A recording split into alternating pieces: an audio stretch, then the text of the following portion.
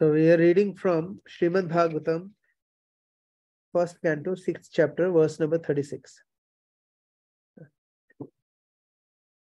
उससे पहले हम लोग क्या कर लेते हैं, थोड़ा सा रिकैप कर लेते हैं जो हम लोगों ने कल करा था. ठीक है, कल नहीं, मंडे को जो करा था, तो हमने उसमें देखा था जो 1.6.35 में 1.6.35 में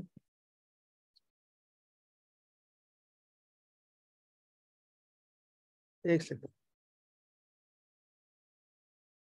नारायण को पता थी. Sir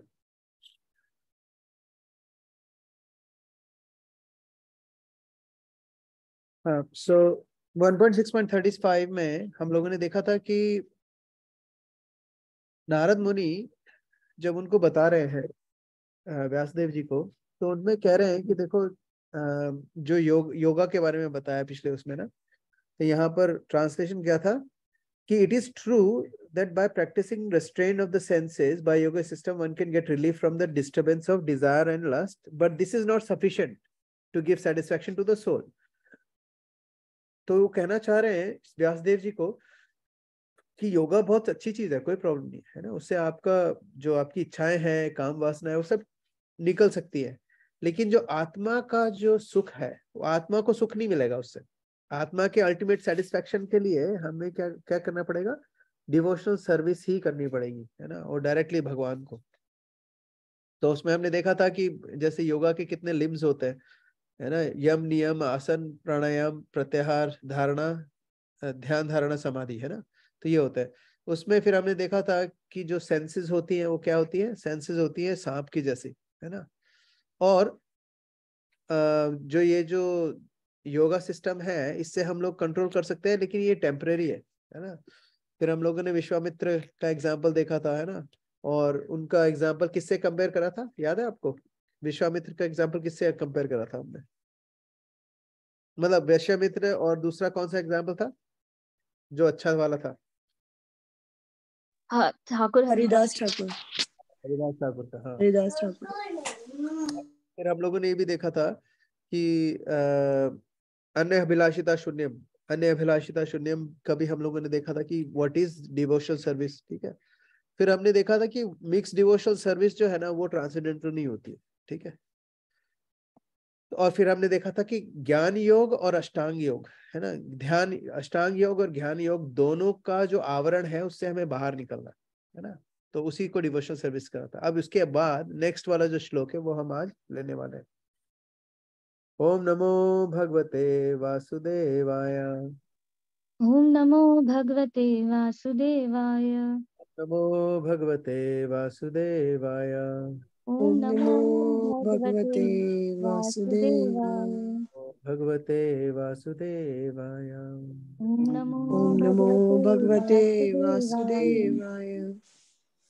So Srimad Bhagavatam 1.6.36. सर्वं तद इदम आख्यातम यत् पृष्ठोहम त्वयाज्ञानघ जन्म कर्म रहस्यम मे भवताश्चात्मतोषणम. ओ Vyasadeva, actually we have kids today, है ना, कोई anybody wants to read the translation? हरे कृष्णा प्रभु जी. हाँ बोलो बेटा, प्लीज पढ़ो. O Vyasadev, you are freed from all sins. Thus I have explained my birth and activities from self-realization as you asked. All this will be conducive for your personal satisfaction also. Conducive. Very good. पर्पट भी पढ़ोगे बेटा?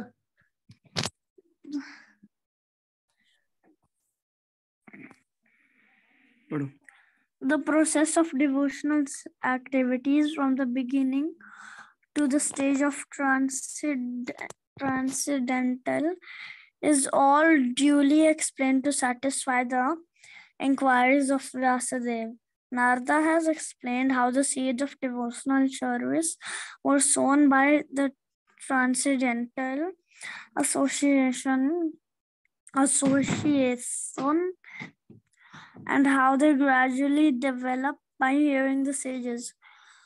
The result of such hearing is detachment from worldliness, and so much that even a small boy could receive the death of his mother, who was only his caretaker, as the blessing of God. At once he took the opportunity to search out the Lord. A sincere urge for having an interview with the Lord was also granted to him. Although it is not possible for anyone to see the Lord with mundane eyes, he also explained how by the execution of pure transcendental service can get one rid from the fruitive activities of accumulated work, and how he transformed his material body into a spiritual one. The spiritual body is alone able to enter into the spiritual realm of the Lord, and no one but a pure devotee is eligible to enter the kingdom of God. All the mysteries of such transcendental realizations are duly experienced by Narada Muni himself, and therefore, hearing such an authority, one can have an idea of the results of devotional service, which are hardly delineated even in original texts of the Vedas. In the Vedas and Upanishads, there are only indirect hints to all of this. Nothing is directly explained there, and therefore Srimad Bhagavatam is the mature fruit of all the Vedic trees of literatures. Thank you, beta. Hare Krishna. Hare Krishna. Beautiful. Well, good reading, beta. Very good reading.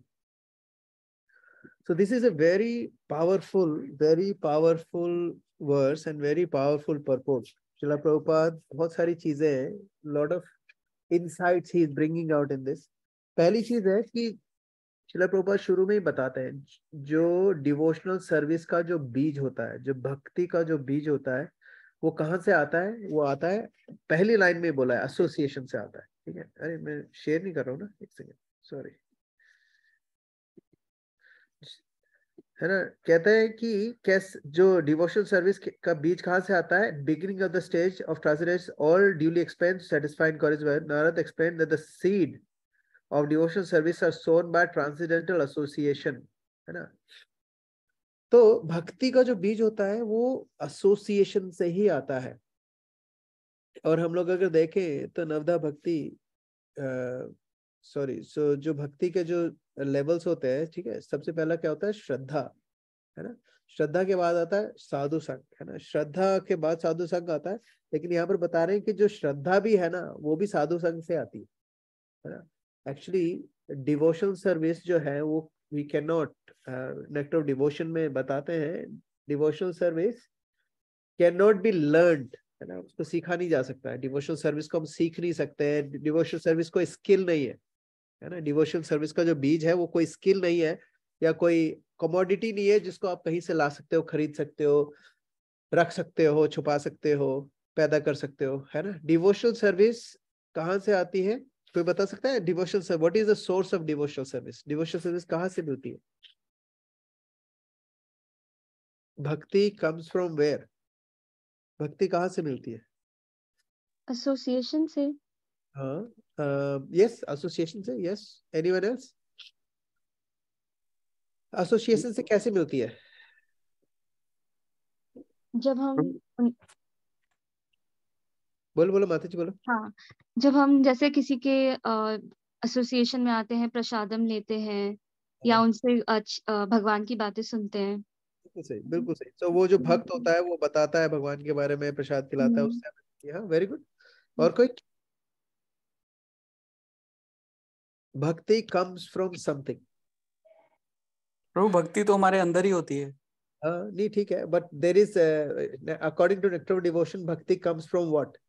जैसे भक्तों से ही आती है ना, भक्तों से.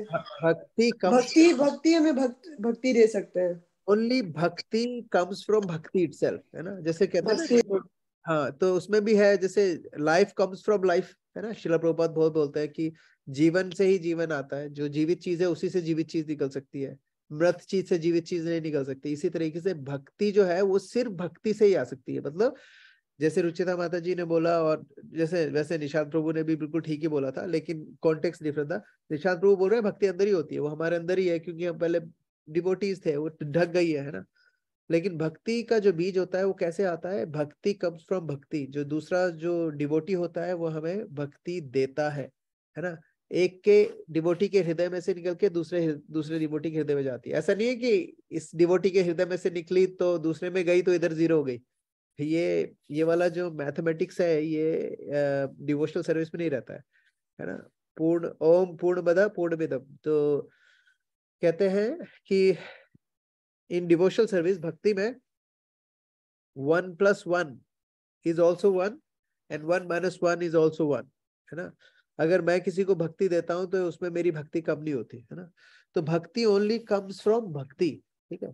अब जो यहाँ पर शिला प्रभुपाद पर्पट में बता रहे हैं कि जो भक्ति का जो बीज है वो एसोसिएशन से मिलता है। कैसे मिलता है? जो इनको कैसे मिला नारद मुनि को? वो जो ट्रांसेंडेंटलिस्ट थे उन्होंने ट्रांसेंडेंटलिस्ट ने इनको भक्ति दी। और किस रूप में दी? अपने कुछ विचार दे के, प्रसाद अपना जूठा खिला के, इस तरीके से भक्ति उनको दी, है ना। और ये जो भक्ति उनको मिली, ये अगर सपोज सब किसी के पास भक्ति आ गई है, ठीक है, वो कैसे डेवलप होगी? फिर भक्ति एक बार आ गई, वो डेवलप कैसे होगी, ये हमें पता करना है। कैसे डेवलप हो सकती है? कोई बता सकता है कैसे डेवलप होगी भक्ति? एक बार आ गई, चलो अपने पास भक्ति, वो डेवलप कैसे होगी? अब रेगुलर साधना से। वेरी गुड, रेगुलर साधना से। और क्या? और कुछ? रेगुलर साधना से डेफिनेटली। और कुछ? वो जो भक्ति के आने हैं, और जैसे साधु संग, भजन क्रिया, वही साधना, फिर हमारा जो स्टेजेस आती रहती है, मतलब तो वो that is a part of भक्ति की हम अगर वो परफॉर्म करेंगे, जैसे अभी रुचिता माता जी ने कहा कि साधना करेंगे तो स्ट्रांग होगी, भक्तों का एसोसिएशन लेंगे, इनको सर्व करेंगे, तो हमारी भक्ति स्ट्रांग होगी। ऑल्सो प्रभु जी, आई थिंक दैट रियलाइजेशन आपके अंदर जब रोज आती रहती है कि भगवान एग्जिस्ट करते हैं, with your bhakti, that you know experiencing him. बिल्कुल सही, लेकिन वो कहाँ से आती है? Where does it come from?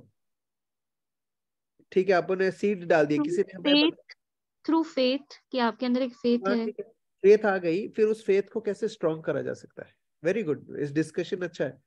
How do we, कैसे होगा हमारा स्ट्रॉन्ग फेथ? साधना शुरू कर दी, चलो हमने। तो डिवोटीज के थ्रू, डिवोटीज को जब हम देखते हैं ना, जब उनके भाव को देखते हैं कि वो कैसे भगवान को सर्व कर रहे हैं, तो उससे हमारे मन में वो इंटेंशन आते हैं, थॉट्स आते हैं कि we also want to serve in that way. Very good, भक्ति एक नेक्स्ट स्टेप पे जाती है, नेक्स्ट लेवल पे जाती है। वेरी गुड रिचा माता जी। और कुछ? आई थिंक ऑल्सो, अगर जैसे हमारी लाइफ में जब बहुत प्रॉब्लम्स आती हैं और हम उसमें भी भगवान की सर्विसेज में रहते हैं, नो मैटर व्हाट, वो एक फेथ हमारा रहता है कि कुछ भी हो रहा है भगवान की सेवा हमें करनी है। एंड जब हम आसपास लोगों को भी देखते हैं कि उनके यहाँ तकलीफ आ रही है, सुख या दुख, नो मैटर व्हाट, वो कर रहे हैं वो भक्ति, वो भी हमें कहीं ना कहीं उसमें रहने के लिए प्रेरित करती है। Very good, very good. And these all things, that is absolutely correct, absolutely correct. शिला प्रभुपाद इस पर्टिकुलर वर्स में क्या बता रहे हैं कि ये जो भक्ति है, बीज आ गया, ठीक है, एसोसिएशन मिली, उन्होंने अपनी कृपा से उनको भक्ति का बीज दे दिया। फिर वो जो भक्ति का बीज है उनमें पड़ा हुआ है। कई लोगों में भक्ति का बीज आता है, जैसे कि मेरी बहुत इच्छा होती है कि फॉर एग्जाम्पल मेरी बीवी को भक्ति दूं मैं, है ना, बहुत इच्छा होती है, ठीक है। वो बीज मैंने देने की कोशिश करी है, बीज आ भी जाता है। 1 साल तो भक्ति परीक्षा भी अभी आती थी, है ना, पहले तो बीज डल गया, लेकिन उसको कैसे नर्चर करा जाए, फिर आप लोगों ने बताया, लोगों को देख के, ये करके, वो करके। शिला प्रभुपाद इसमें एक चीज स्पेसिफिकली बता रहे हैं, आपने जो बोला बिल्कुल ठीक है। इसमें जो शिला प्रभुपाद स्पेसिफिकली बता रहे हैं वो है हियरिंग से, है ना। जैसे जैसे हम सुनने लग जाते हैं, तो वो जो हियरिंग से वो जो फेथ होती है वो बढ़ती है ना। और वो हियरिंग कैसे आएगी? वो ऑब्वियसली ऋचा माता जी जैसे बोला, वो हियरिंग वो कब होगा? जब हम उनके सानिध्य में बैठेंगे या फिर उनसे सुनेंगे कैसे ना कैसे, है ना। अब भक्त को देखेंगे और भक्त चुपचाप बैठा है तो हमें कुछ प्रेरणा नहीं मिलेगी।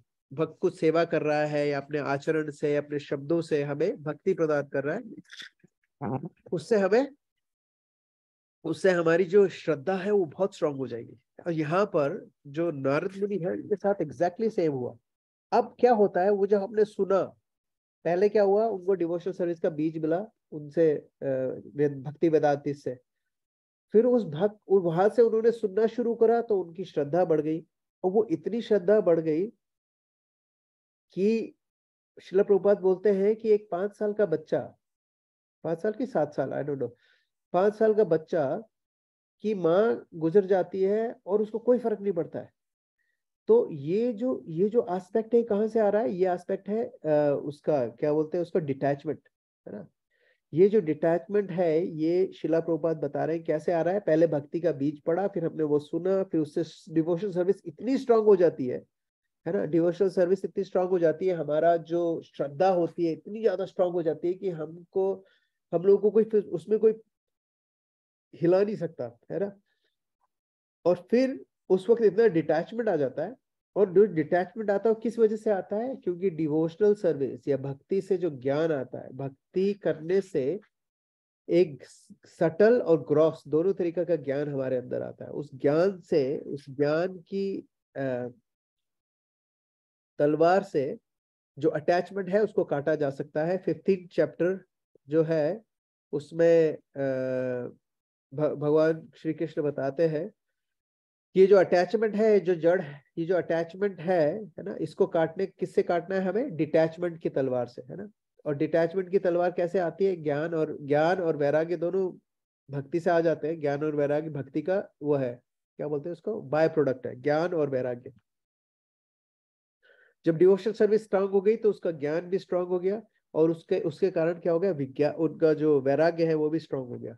अब इसमें एक चीज बहुत इंपॉर्टेंट है कि लोगों को लगता है कि त्याग और वैराग्य का क्या मतलब होता है, छोड़ो घर बार, चलो हरिद्वार, है ना।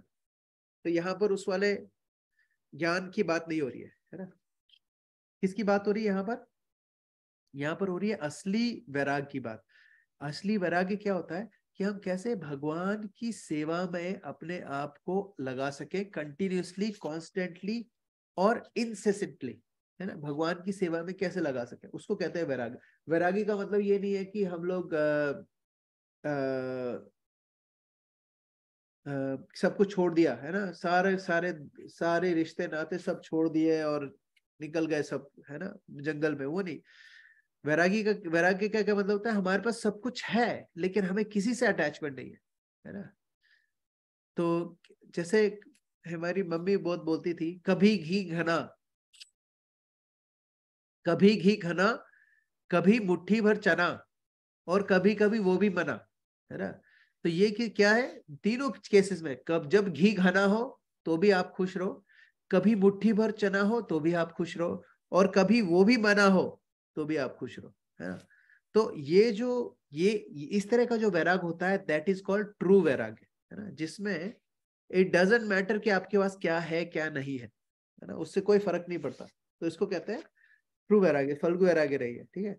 और ये जो डिवोशन है, ये जो उनका भक्ति थी नारद मुनि की, उसने उनको कहाँ लीड करा? डिटैचमेंट के लिए।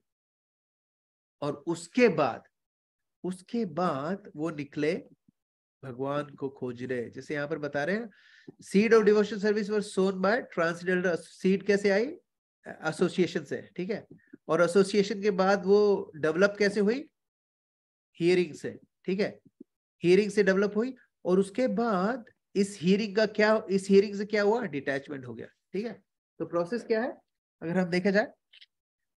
सबसे पहले भक्ति का बीज, ठीक है, और फिर हियरिंग से स्ट्रॉन्ग भक्ति का बीज आया, फिर डिवोशनल सर्विस स्ट्रॉन्ग कैसे हो गई? सुनने से। हम इसलिए हम लोग को रोज सुनना चाहिए। और उसके बाद हम लोग उतना स्ट्रॉन्ग होगी हियरिंग के कारण, डिटैचमेंट अपने आप आ जाता है। ये ना, कैसा डिटैचमेंट? कि छोटा सा बच्चा अपनी माँ की मृत्यु पे उसको कुछ खास फर्क नहीं हुआ, है ना। और उसको फर्क भी नहीं पड़ा, कि उसको इतना समझ में आ गया कि मेरे को देखने के लिए कोई ना किसी तरीके से मेरा भरण पोषण होता रहेगा, ठीक है। अब उसने क्या करा? ये सब होने के बाद जब डिटैचमेंट आ गया, डिवोशनल सर्विस स्ट्रॉन्ग हो गई, तब उन्होंने क्या करा? भगवान को ढूंढने की कोशिश करी, that's when you start the search out of for the Lord.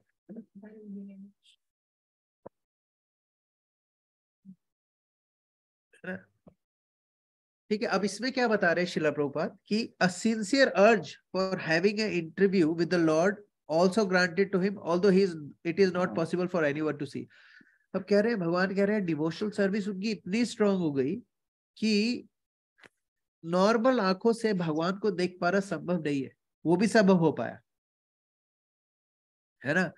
अब शिला प्रभुपाद उसके बाद बहुत अच्छा सेंटेंस बोलते हैं, कहते हैं कि by executing a pure devotion transcendental service one can get rid of the fruitive action of accumulated work and how, है ना। इस पे थोड़ा सा हम लोग टाइम स्पेंड करेंगे। भगवान कह रहे हैं कि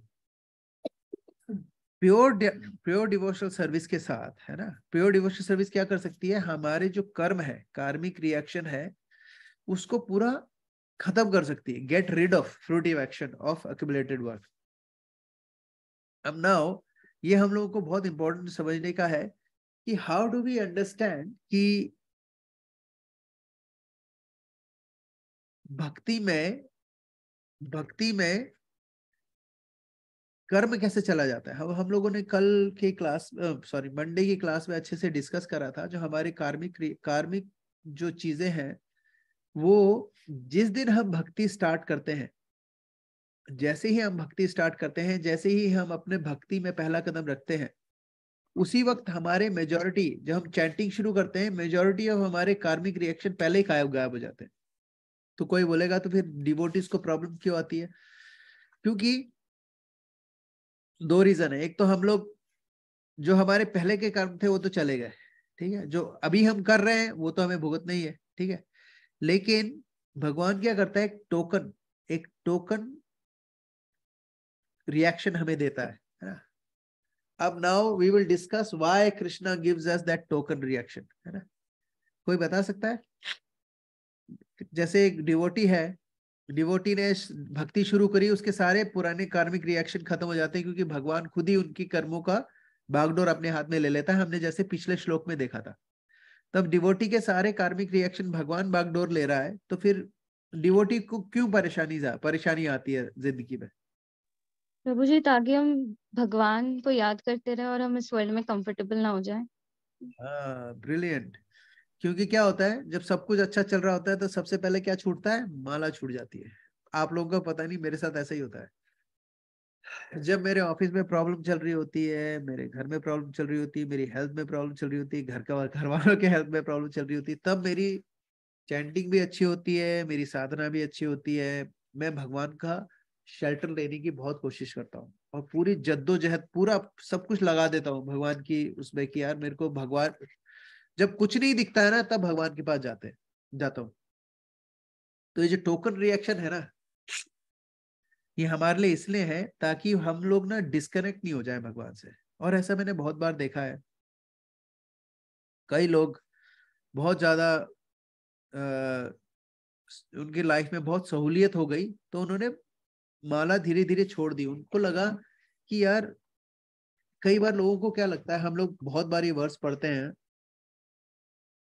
प्रकृते क्रियमाणानि गुणे कर्माणि सर्वशा, है ना, अहंकार विमूढ़ आत्मा कर्ता अहम इति बन्यते। सो प्रकृति जो है, माया देवी जो है, क्रियमाणानि, माया की चीजों से होता है, गुणे कर्माणि सर्वशा। माया देवी तीन गुण, सतगुण, रजगुण और तमोगुण, इन तीनों गुणों से हम लोगों को उन्होंने बांध रखा है माया देवी ने। और जो सारे कार्य हैं वो माया देवी करा रही है तीन चीजों से, सतगुण, रजगुण, तमोगुण के प्रभाव से। लेकिन अहंकार विमूढ़ आत्मा, अहंकार जो आत्मा है, जो सोल है, जो जीव है, वो अहंकार के वश में आके विमूढ़ आत्मा, विमूढ़ का मतलब होता है बेवकूफ, है ना। अहंकार में उसकी बुद्धि भ्रष्ट हो जाती है और बेवकूफ हो जाता है वो। अहंकार विमूढ़ आत्मा कर्ता अहम इति मन्यते। वो क्या सोचता है, मैं करता हूँ, मैं ही कर रहा हूँ। ये घर कैसे चल रहा है, मैं चला रहा हूँ। इस घर में अगर इस घर में बच्चे पल रहे हैं तो माँ सोचती है मैं पाल रही हूँ। पिता सोचता है इस घर में राशन पानी आ रहा है तो मैं दे रहा हूँ। एक बार क्या हुआ, एक आदमी बहुत परेशान था अपनी बीवी से, है ना। तो पता नहीं, सच स्टोरी नहीं है वैसे, है ना, इट्स ए फेक स्टोरी। एक आदमी अपनी बीवी से बहुत परेशान था, तो वो कहता है, तो वो अपने एक साधु आते हैं उनके गांव में, कहते हैं, उनको बताता है कि ये मेरी बीवी ऐसी है, मेरी बीवी वैसी है, मेरी बात नहीं मानती है, ये ऐसे ऐसे खूब बुराई करता है। फिर बोले अच्छा तुम क्या करते हो? बोले मैं ही तो सब कुछ करता हूँ, मैं पूरा घर का, मैं अकेला काम करता हूँ, घर संभाल, पूरा घर का राशन पानी सारा, मैं नहीं रहूं तो ये सारे लोग भूखे मर जाएं।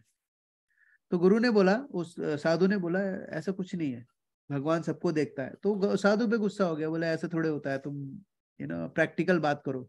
तो साधु ने कहा चलो ठीक है, एक बार प्रैक्टिकल बात करते हैं, तुम एक काम करो, एक हफ्ते के लिए गायब हो जाओ। बोले ऐसे कैसे गायब हो जाओ? बोले हो जाओ तुम एक हफ्ते के लिए गायब, वेश बदल के इधर उधर घूमते रहो, देखते रहो तुम्हारे घर में क्या चल रहा है, और फिर तुम मुझे बताना कि क्या होता है। तो तो उसने, वो चला गया, और उसने, मतलब लोग उसको ढूंढते रहे, नहीं मिला, एक हफ्ता हो गया, 2 हफ्ता हो गया।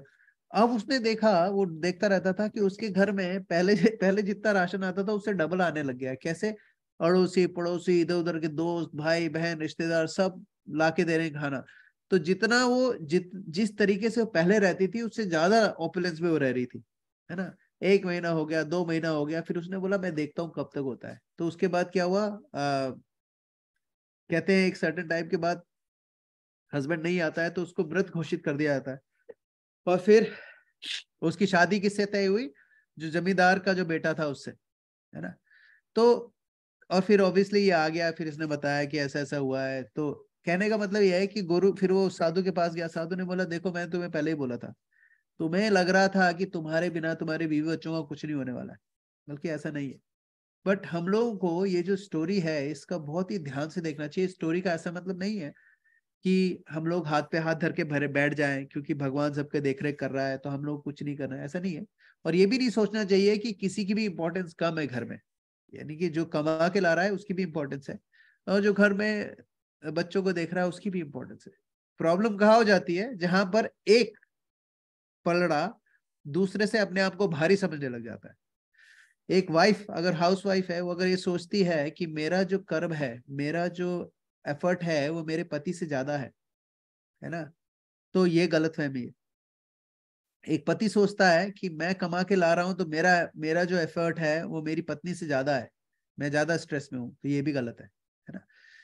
एक्चुअली क्या है, दोनों का एफर्ट भगवान ने क्रिएट करके दिया है, कि भगवान ने बोला ऐसे ऐसे तुम लोगों को रहना है, तो दोनों का बहुत इंपॉर्टेंट है, दोनों का जो कॉम्बिनेशन है वो बहुत इंपॉर्टेंट है।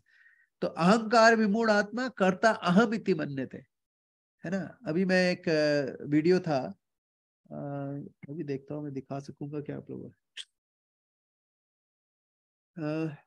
अरे फोन ले गई वो वीडियो में क्या था, एक अमेरिकन वो है, मोटिवेशनल स्पीकर है, वो कहता है कि एक बार एक आदमी उसके पास कुछ बोलने आया, वो उसको बता रहा था, I got to go to work, I got to do this, I got to take care of my family, I got to go shopping, I got to do grocery shopping, I got to do this, I got to take my kids to gym, I got to take my other kid to the drawing lessons, I got to take other kid to dancing, I got to do this, I got to do this, I got to do this, बोले जा रहा था। काफी देर के बाद उस आदमी ने बोला, hey, now I want you to get rid of one word and replace it with another. वो कहता है कि instead of saying I got to go and earn money for my family, you should say I get to go earn money for my family. अगर हमें बोलते हैं I got to go to work, instead of saying you should say I get to go to work. That means एक में क्या है, what is the difference? कोई बता सकता है इसमें क्या difference है? I got to go to work and I get to go to work. It's a blessing that भगवान ने वो अपॉर्चुनिटी दी, हम कर तो पा रहे हैं ना वो काम, नहीं तो So one is beautiful, one is full of gratitude and another one is a complaint. ठीक है, I got to go to work, I got to do this, I got to take care of my kids, I have 5 kids, I have to take care of my 5 kids, I have to do this, I have to drop this kid there, I've got to do this. Instead of saying that, अगर हम लोग बोलने लग जाए I get to do this, तो हमारा जो perspective है लाइफ का वो चेंज हो जाएगा.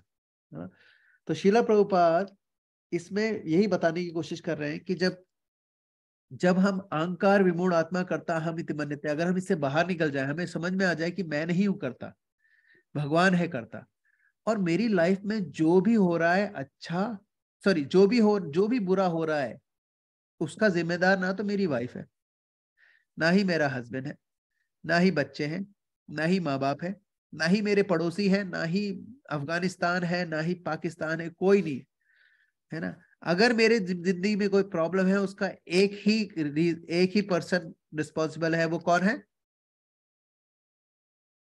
Who is that? खुद हो. That's correct. No one is. अगर मेरे आज सिर में चोट लग गई है, मेरा हाथ टूट गया है, मेरा पैर टूट गया है, whatever it is, हम लोग कह सकते हैं उसकी गलती थी, उसने ये करा, उसने ये करा, लेकिन हमारे साथ जो भी हो रहा है उसका एकमात्र जिम्मेदार वो कौन है? वो मैं ही हूँ. तो यहाँ पर शिला प्रभुपाद ये बताने की कोशिश कर रहे हैं कि जब सॉरी प्रभु जी 1 सेकंड, मतलब ये बातें हमें समझ में आती है, बट जब होता है तब हम we are not in that mode to realize कि हम गलत हैं, नहीं दूसरे कोई हम हमेशा से पहले. How do we come out of that कि हम इन फ्यूचर कभी ऐसे ना सोचें? It's not easy. It's not an overnight thing, माताजी. I think मैं आपको हम इतनी बड़ी बातें बोल रहा हूँ, मैं खुद ही इस चीज में स्ट्रगल करता हूँ, तो I know what you're talking about. लेकिन क्या है कि ये चीजें हमारे पास अपने आप आएंगी, क्योंकि ये किसका साइड इफेक्ट है? ये भक्ति का साइड इफेक्ट आएगा हमारे पास.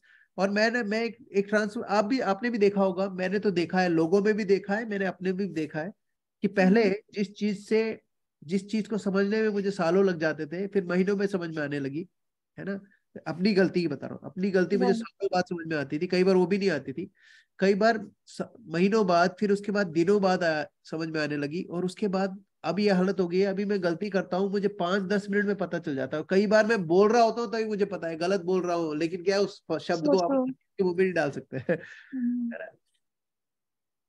तो ऐसा है. तो इसीलिए क्या इसमें क्या कुछ नहीं करना है माता जी, you just continue relishing Shrimad Bhagavatam and Bhagavad Gita. उससे क्या होगा, और चैंटिंग से क्या होगा, अपने आप ये जो अनर्था है, अनर्था क्या है? ये जो करता हम इति मन्यते, ये भी अनर्थ है, ये भी चला जाएगा. किससे? नित्यम भागवत सेव्य. हम लोग रोज पढ़ेंगे, रोज सुनेंगे, चैंटिंग करेंगे, अपने आप चला जाएगा. एक और चीज हमें ध्यान रखना चाहिए कि एक जैसे कल एकादशी थी, ठीक है, एकादशी ओजस्वी प्रभु हमेशा बोलते हैं एकादशी क्या है? एकादशी एक हमारे लिए एक पोस्ट है ना, उसमें एक डेट है जिसमें हमें रिव्यू करना चाहिए. हमने पिछले फोर्टनाइट में क्या क्या ऐसी चीजें करी हैं जो या तो हमारी भक्ति के विरुद्ध है, या फिर हम लोगों ने कुछ ऐसा रिएक्ट करा है जो एक भक्त के कैरेक्टर में फिट नहीं बैठ रहा है. उसको लिखो. And the best thing is journal, write down. अभी है एक ब्रज बिहारी प्रभु, वो कहते हैं एक आदमी अगर 61 डेज तक जर्नल लिख लेता है, उसकी 99% उसका कंफ्यूजन पूरी जिंदगी का चला जाता है. 99%. If you have any confusion about life, about you people around you, everything will vanish in 61 days if you every day write what has happened to you. You don't have to write elaborate, बहुत ज्यादा नहीं, बस point पे, और अपने आप को express करना उसमें. If you do that, you will feel really amazing, है ना. That's a great tip. Thank you. No problem. हाँ, अब इस पे आते हैं वापस. तो क्या हुआ कि अभी हम लोगों को कर्ता हम इति मन्यते आ गया, ठीक है. अब नाउ यहाँ पर श्रील प्रभुपाद क्या बता रहे हैं कि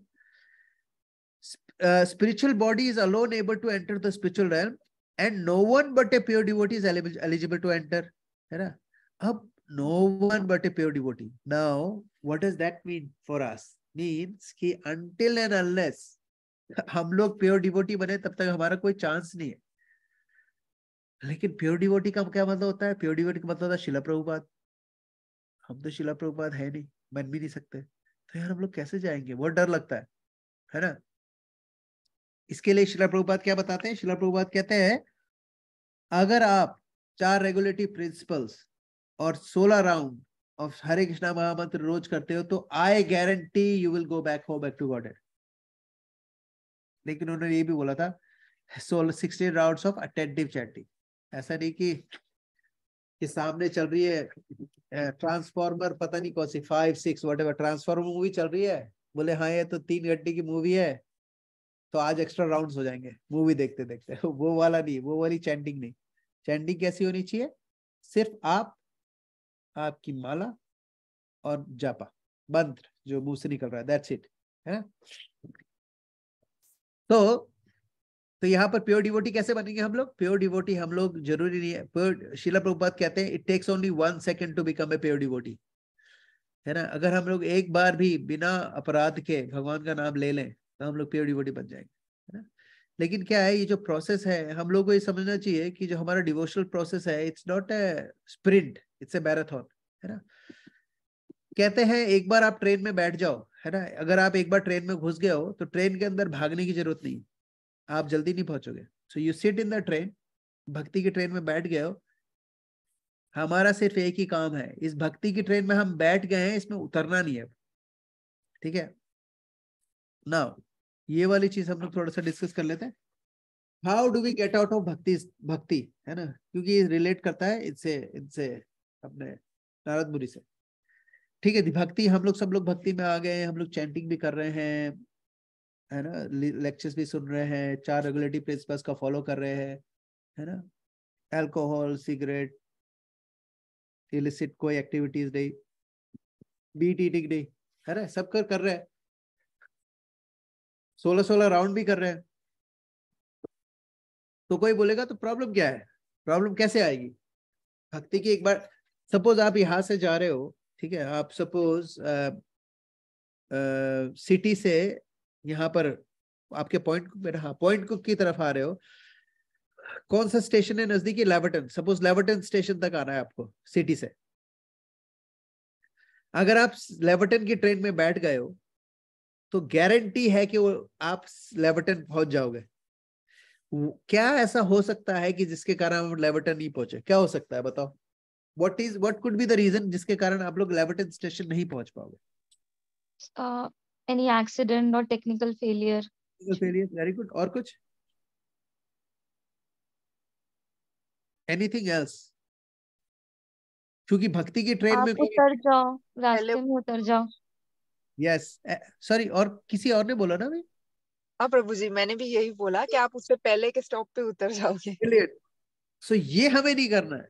हमारा सिर्फ एक ही काम है, एक ट्रेन में बैठ गए हो तो बैठे रहो बस, do not gate of it.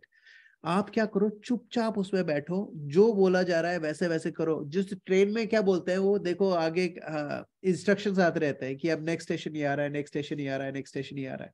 आप उन इंस्ट्रक्शन को सुनते रहो, लेकिन देखा देखी में नहीं करना। हमारी आधी से ज्यादा जिंदगी देखा देखी में निकल जाती है ना। क्या हुआ कि एक बार नहीं, चैतन्य चरण प्रभु का एक लेक्चर था, उसमें वो बता रहे थे कि हम लोगों के पास गोल्स होने चाहिए, गोल्स, है ना, हमारे पास हर किसी के पास गोल होने चाहिए। तो किसी ने बोला प्रभु दैट्स अ नॉर्मल थिंग, हमारे हम सब के पास गोल है, हम कोई भी काम बिना गोल के नहीं करते। तो उन्होंने बोला कि ठीक है मैं एग्जांपल देता हूँ। उन्होंने बोला सपोज आप एक बस ट्रेन में बैठे हो, ट्रेन में बैठ गए, अपने बाजू वाले से पूछा कहाँ उतरना है, कहाँ जा रहे हो? उसने बोला कि पता नहीं। बोले व्हाट डू यू मीन पता नहीं, टिकट नहीं है? बोले टिकट नहीं, ऐसे चढ़ गया। तो बोले कहीं तो जाना होगा? बोले नहीं मेरे को पता नहीं है कहाँ जाना है। तो उसने बोला अच्छा तो ट्रेन में क्यों बैठे फिर आप? तो बोले वो सारे लोग बैठ रहे थे, सारे लोग ट्रेन में जा रहे थे, बहुत भीड़ थी, तो सब लोग उसमें घुस रहे थे ट्रेन में, तो मैं भी घुस गया। तो ऐसे लोग को आप क्या बोलोगे? तो उसने बोला ऐसे लोग को हम बोलेंगे पागल है ना। तो उन्होंने बोला 90% इंडियंस इंडिया में क्या करते हैं कि आप उनको बचपन से सिखाया जाता है तुम्हारे पास 3 ही चॉइस है, या तो तुम डॉक्टर बन जाओ, या तुम इंजीनियर बन जाओ, या फिर अकाउंटेंट बन जाओ, अभी चौथा कुछ और भी निकला है, I don't know what is the fourth one, entrepreneur. ठीक है, अगर एंटरप्रेन्योर भी नहीं बोलते आजकल, वो भी नहीं बोलते क्योंकि उसमें कोई पता नहीं क्या होने वाला है। ये 3 चीजें हैं, इसके अलावा आप कुछ भी। और हर कोई, दोस्त ने बायो ले ली है तो मेरे को भी बायो लेनी है ताकि मैं मेडिकल में जाऊं। अगर दोस्त इंजीनियर बन रहा है तो मेरे को भी इंजीनियर बनना है। हमारे घर का टीवी पुराना कब हुआ, जब बाजू वाले ने नया ले लिया। तो हर चीज कंपटीशन में जा रही है। ठीक है, हमारे पास हमारी लाइफ के लिए गोल नहीं है ना। और हम उस आदमी को पागल बोल रहे हैं जो गलत, जो ट्रेन में बैठा है उसको पता नहीं कहाँ जाना है। हम लोगों को एक्चुअली पता नहीं कहाँ जाना है ना। सबसे पहला काम तो ये करना है कि हमें पता चले हमें जाना कहाँ है। एक बार वो पता चलेगा तो फिर अगर पता है कहाँ जाना है, कुछ नहीं करना है, जाके कार में बैठो, जीपीएस में डालो एड्रेस और फिर प्रेस करो एंटर, और फिर वो डायरेक्शन बताएगा। अब वो डायरेक्शन बता रहा है जीपीएस, तो आप पहुंच नहीं जाओगे अपने एड्रेस पे डायरेक्टली, आपको उस जीपीएस को फॉलो करना पड़ेगा। हमारे गुरु, हमारे साधु, हमारे शास्त्र, ये हमें क्या है, हमारे लिए जीपीएस है ना। इसको कहते हैं गुरु पोजिशनिंग सिस्टम, जीपीएस, है ना। गुरु हमें बताते हैं कि यहाँ जाओ, यहाँ से राइट लो, राइट यहाँ से लेफ्ट लो। हम बोले नहीं, हमारी जो मर्जी होगी हम करेंगे। फिर गुरु कहता है कोई बात नहीं, तो हम लोग गलत टर्न ले लेते, तो गुरु क्या बोलेगा, कोई बात नहीं, make a U turn, take right from the next turn, है ना। हमेशा रीराउट कराते रहेंगे। गुरु और जीपीएस, जीपीएस हम कभी भी हिम्मत नहीं हारता है। जीपीएस नहीं बोलता अरे 4 बार तेरे को तूने गलत डायरेक्शन ले लिया, अब नहीं दे रहा मैं तेरे को डायरेक्शन, भाड़ में जाओ तुम, ऐसे कभी नहीं बोलता जीपीएस। गुरु भी नहीं बोलता। गुरु कहता है कितनी भी गलतियां करो, मैं तुम्हें सही रास्ता दिखाऊंगा। The day you decide to follow the right instruction, you will get to your destination. Same with bhakti. भक्ति में क्या है, लोग आते हैं भक्ति में, कहते हैं यार देखो, जाना तो मुझे गोलोक वृंदावन है, लेकिन मैं करूंगा वही जो मेरे को चाहिए, मैं अपने हिसाब से जाऊंगा। तो दैट डजंट वर्क। पहुंच जाओगे फिर भी, लेकिन इतना ज्यादा डिटूर आपका होगा कि गुरु आपको बोलता रहेगा, चेंज करवाता रहेगा, चेंज करवाता रहेगा, लेकिन आप जितना गुरु की अवज्ञा करोगे उतना अपने गोल से दूर होते जाओगे। तो हमें क्या करना है, हम एक ट्रेन में है, भक्ति की ट्रेन में है, जस्ट बैठे रहो, एंजॉय करो, एंजॉय द राइड, बट नीचे बीच में कभी नहीं उतरना, है ना। और ये आएगा आएगा ऐसा मौका जब हम देखेंगे कि अरे बहुत सारे लोग नीचे उतर रहे हैं, मैं भी उतर जाता हूँ। या कई बार कोई आके हमें बोलेगा कि अरे तुम्हें पता है एक और ट्रेन है, वो इससे भी तेज है, उसमें आ जाओ, है ना। ये भी आएगा, ये भी प्रलोभन आएगा, है ना। तो ये सब चीजें क्या है, ये बहुत बड़े बड़े डिस्ट्रैक्शंस है। तो इससे हम लोगों को बचना है। हम लोग आ गए हैं ट्रेन में, just sit back, relax, fasten your seat belt, sit back and relax, enjoy the ride, है ना। भक्ति जो है एक रात का और एक दिन का वो नहीं है ना, इट्स हमारा लाइफ टाइम्स का प्रोसेस है। इसमें हम लोगों को कोशिश करनी चाहिए कि हम इसी लाइफ टाइम में निकल जाएं, लेकिन नहीं होता है तो इसमें हम लोग को वो नहीं करना है, ये हमारा प्रोग्रेस चल रहा है, और जहां हम खत्म करेंगे उसकी उधर से दूसरा स्टार्ट करेंगे नेक्स्ट, है ना। इसमें जो लास्ट चीज है जो मेरे को बहुत इंटरेस्टिंग लगी वो ये थी कि श्रील प्रभुपाद कहते हैं कि by hearing such an authority one can have some idea about the results for devotional life। जो मैं बता रहा था ग्लोबल पोजिशनिंग सिस्टम, वो यही है। जब हम लोग एक अथॉरिटेटिव सोर्स से सुनते हैं, है ना, हमें विश्वास भी तो होना चाहिए ना कि जो जीपीएस है मुझे सही जगह ले जा रहा है। ठीक है, अगर जीपीएस है जिसमें रोड्स अपडेटेड ही नहीं है, वो हमें नहीं ले जा पाएगा। हम एड्रेस डाल देंगे, वो हमें नहीं ले जा पाएगा वहां पर, वो दिखाएगा एड्रेस अवेलेबल नहीं है ना। तो हमें किसका अथॉरिटी माननी चाहिए, जो बोनाफाइड हो, जो परंपरा में आते हो, है ना। They can have some authority to have some idea about the results of devotional life, which are hardly delineated even in the original text of Vedas। अब ये सारी चीजें जो ओरिजिनल, ये क्या हुआ,